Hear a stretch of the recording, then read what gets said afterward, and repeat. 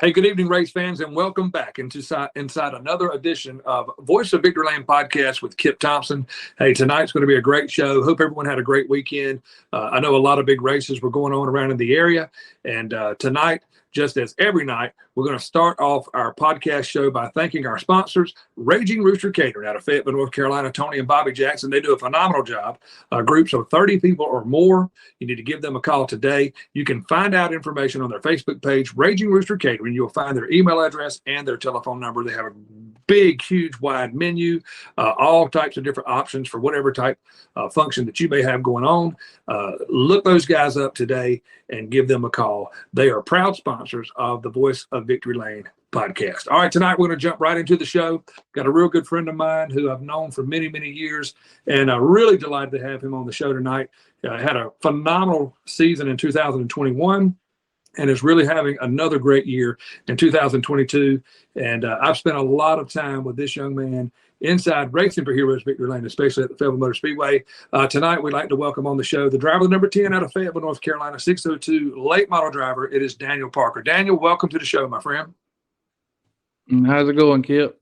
Oh, man, doing good, man. Just been looking forward all day long, man, to knowing that I was going to have you on the show. We talked about this earlier in the year, and our schedules never kind of got together. Man, we got a lot to talk about, you know, how your career started in racing. I know for a long, long time that Larry Shaw, number 10, UMP Modified, was a force to be reckoned with. And let's talk about first how you actually got involved in racing and where it all started. Just had an old Camaro at the farm, and Dad and Chris told me to take it and race it, and nobody won't do nothing with it, and just kind of started from there and grew as time went, I guess.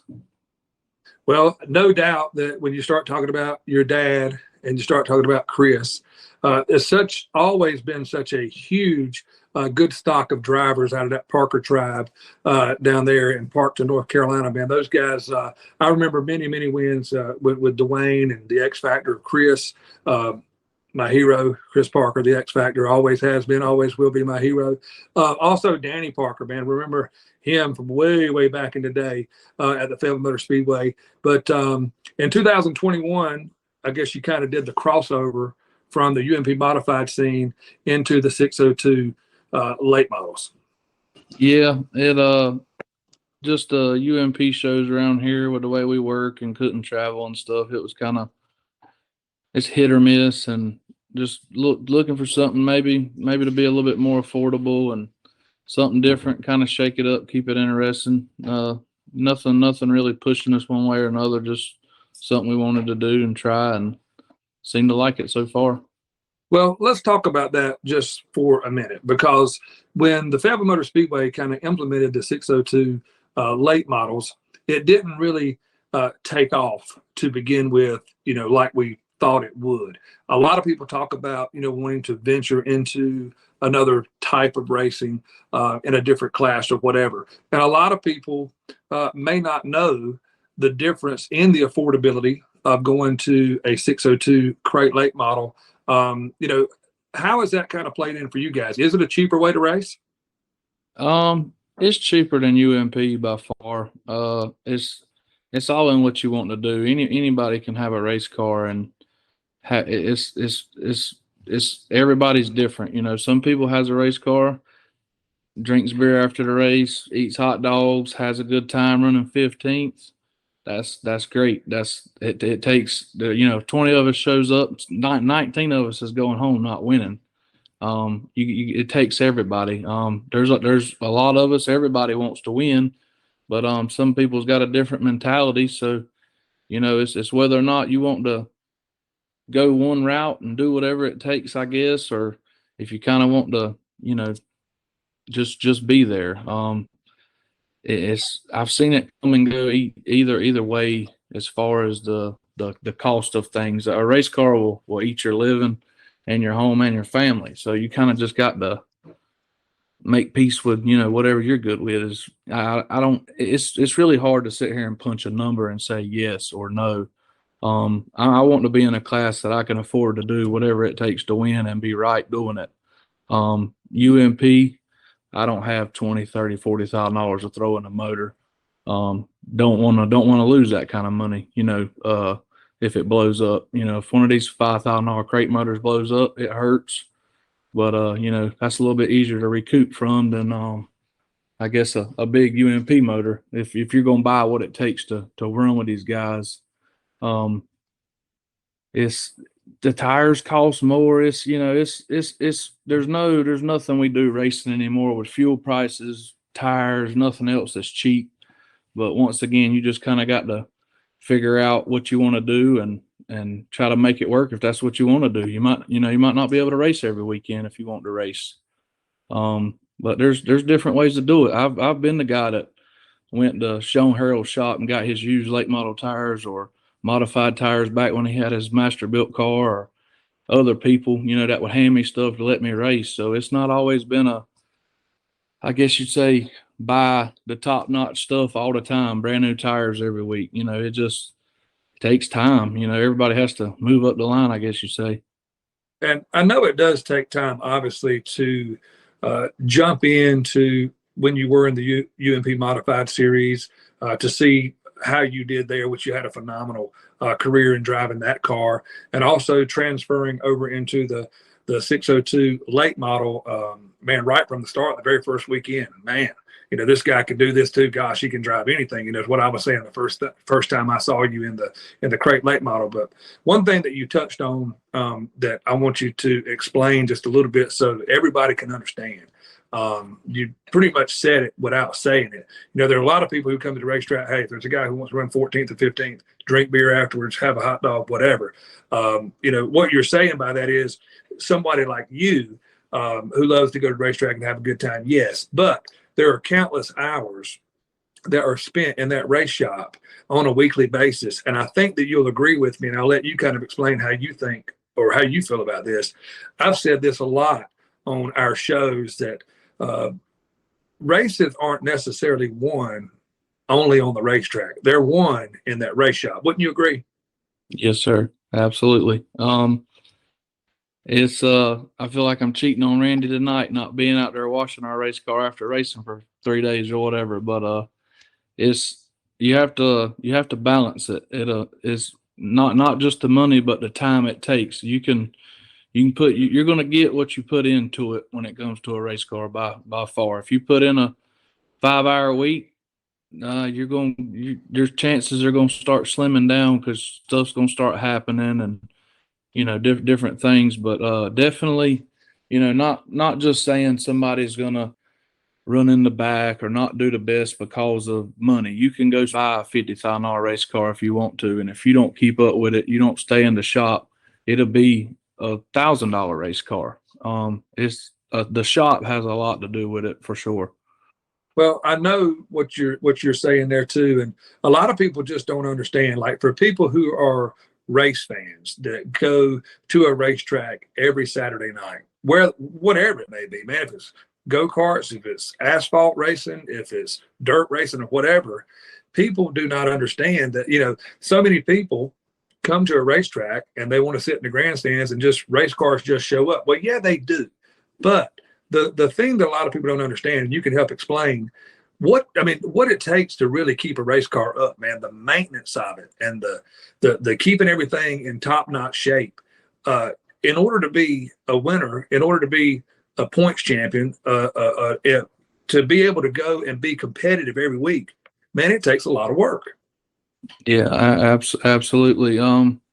We've had a great year. I'm not sure exactly how many races we run or even ran.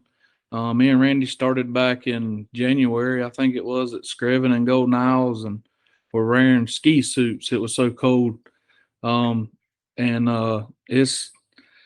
It's a lot of work to keep a race car up.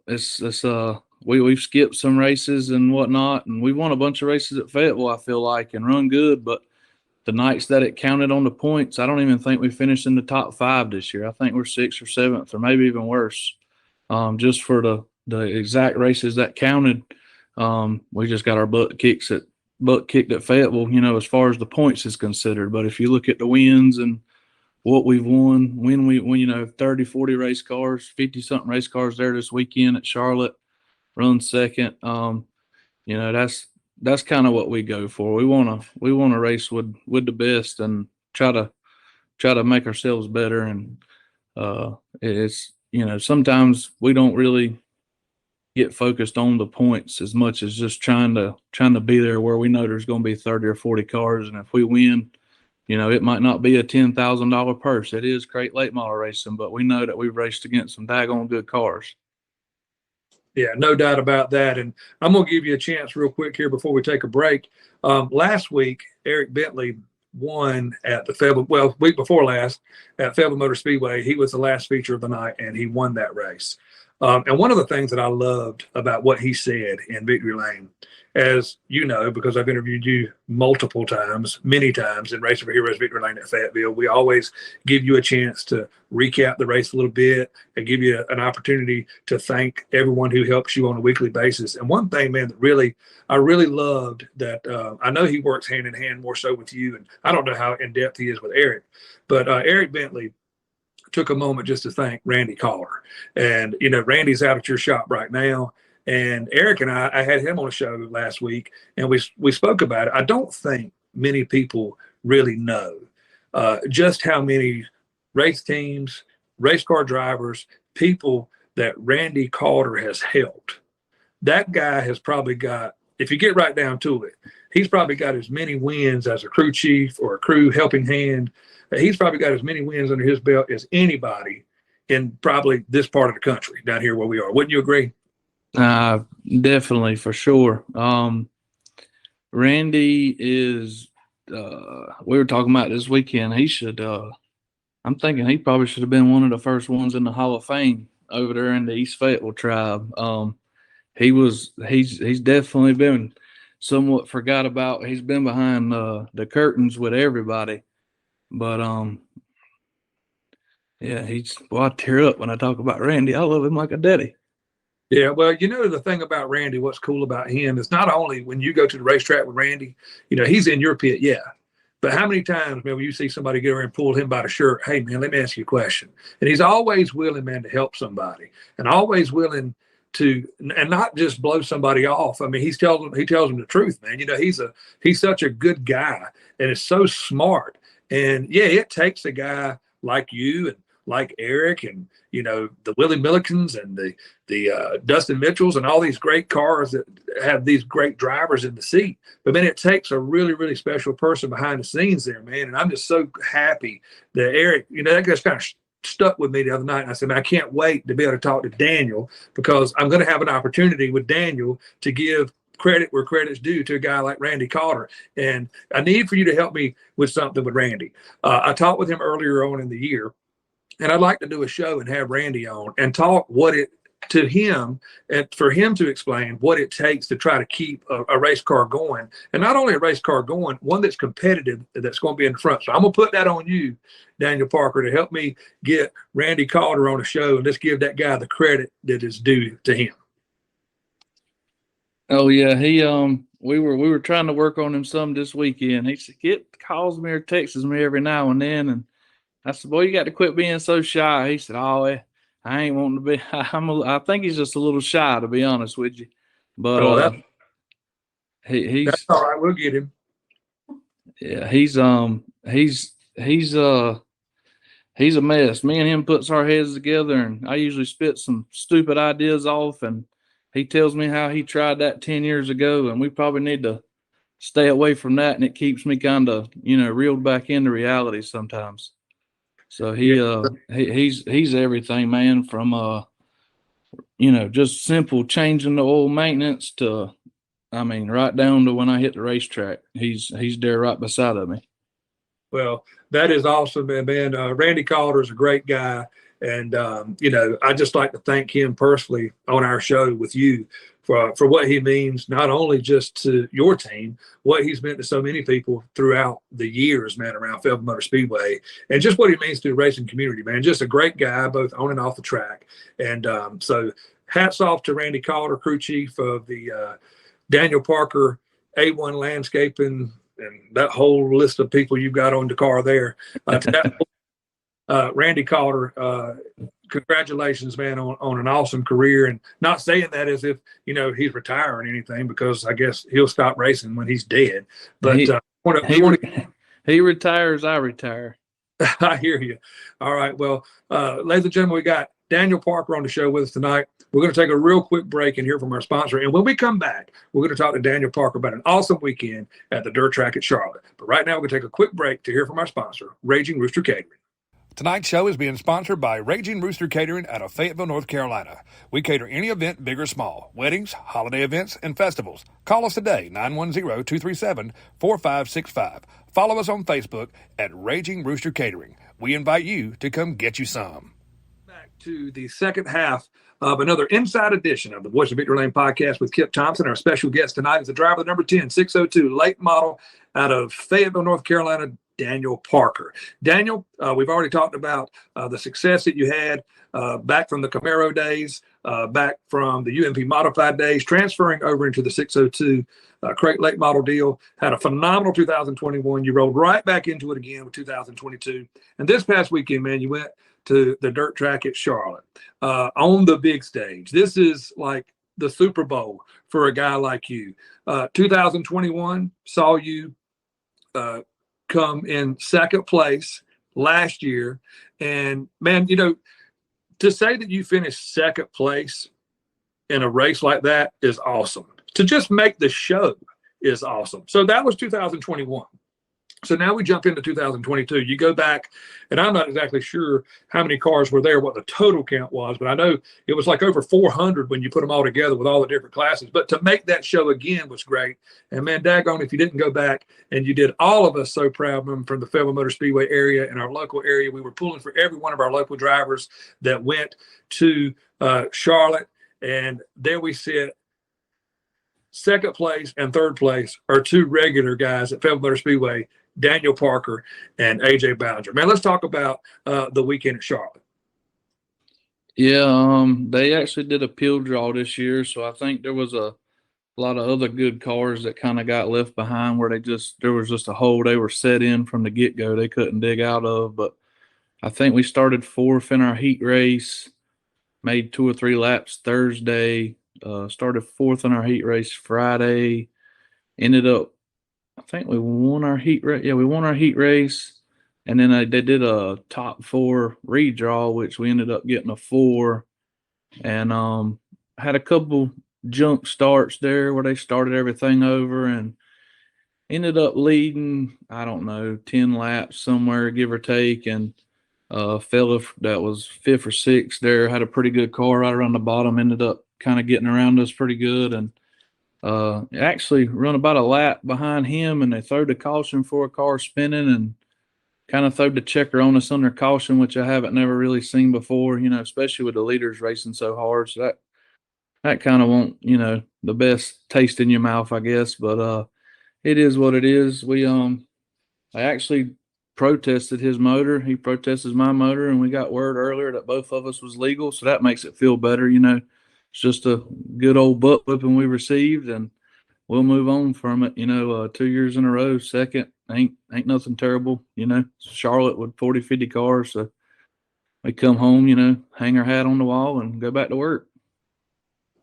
Well, definitely nothing to hang your head about, that's for sure, because out of 40, 50 entries, you know, and to be up there, you're running against the best of the best in the country, man, in this region, you know, to go to a race like that. And we just want to, on behalf of the Voice of Victory Lane podcast and all of the fans in the Fayetteville, Lakeview area, County Line, all these people that know who you are. And we did a show that kind of promoted a bunch of you guys were going. And we just want to congratulate you on that, man, on a great way to finish up, you know, 2022 on a big stage like that at Charlotte. And, you know, 2 trips, 2 pieces of hardware, and maybe next year we can clip off that number 1 spot.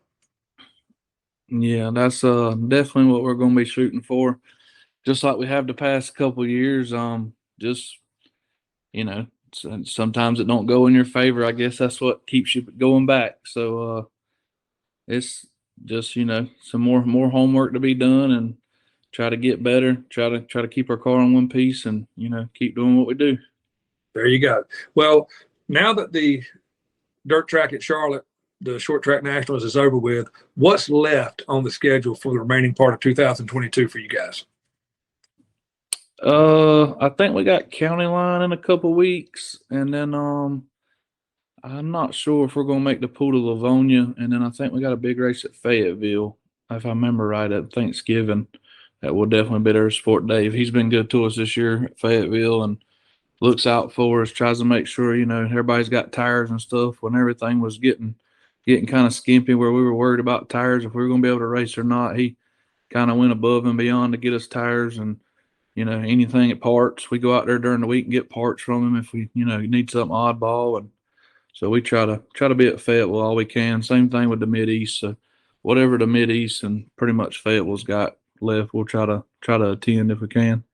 Well, talking about Dave Mitchell, not only is he a track promoter, man, but he was really in 2021 what I would call an advocate for the 602 late models. Kind of stuck his neck out there, and took away some classes in order to have a regular spot on a schedule for this class. And like I said, last year it was a little bit kind of soft and slow getting going with the car counts and getting everybody up. But man, I'm telling you, the last 2-3 races, I mean, I think when we had the clash race, we had like 32 or 33 602 late models. The last time we were there, I think we had 26 or 27. So I'm glad not only for the class, Dave did a great job to bring that kind of, it's not like birth that class, but maybe put a home for that right there at the Fayetteville Motor Speedway, man. And it's really taken off. Yeah, that's something else Randy don't get enough credit on. Dave asked, I don't know, he might have asked 100 other people also, but he asked for a little bit of my opinion on some of the payout and what would I think would help. And greedy me, I'm like, just put it all on top. And Randy kind of pulled me to the side and he's like, look, man, you can put all the money on top, and if you want to, but if you want 20 or 30 cars to come, you got to spread that money out. And me and Dave had a little conversation on it, and I gave him my opinion, and kind of was Randy's opinion at the time, and he kind of did some things there and moved some money around and didn't really put it all on top, kind of like I was hoping for, and spread it out through the field, did some different things, and I think that really helped. The guy, not saying somebody's running 10th, but just the guy that didn't have a good night still got a few more bucks in his pocket instead of just making the purses throughout as a whole better. Me and him kind of chat off and on, just not really so much for the first place guy, but just what he can do as a whole, or what's your opinion, and sometimes he'll tell me I'm crazy and might not agree with it, but I feel like me and him's got a pretty good relationship as far as the racetrack, and he's definitely gave the 602s around here somewhere. That there was already a pretty good field of them up at Friendship, I think, and Mid-East had them kind of going, but as far as here, and Fayetteville's kind of far from Charlotte as far as a $1,200 win show, and for him to be putting on $1,000, $1,200, $1,500 win shows and getting 30 race cars means he's doing something right for sure. Yeah, well, like I said, I really feel like the proper word for that was there were 602 crate late models running elsewhere, but he was like a real advocate for that series or that class of cars to come to Fayetteville. And one thing I'll tell you, Dave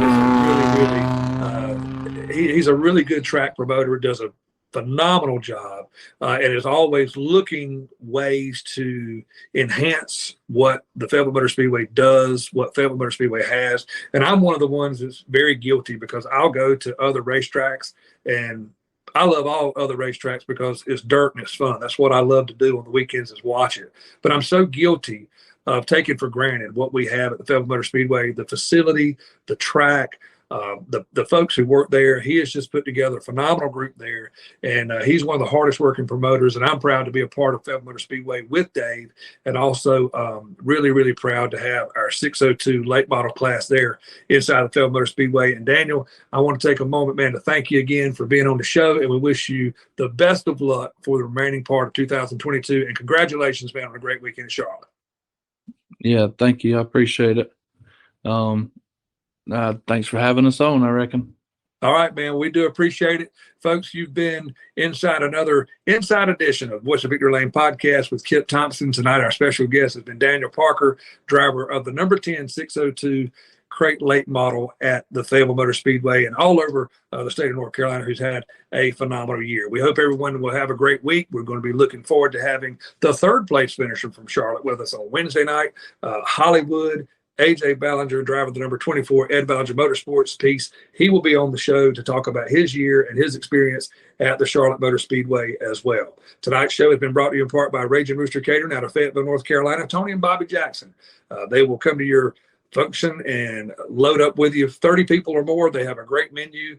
You can find them on Facebook. You can look at their Facebook page and get their email address and their telephone number. Give them a call today.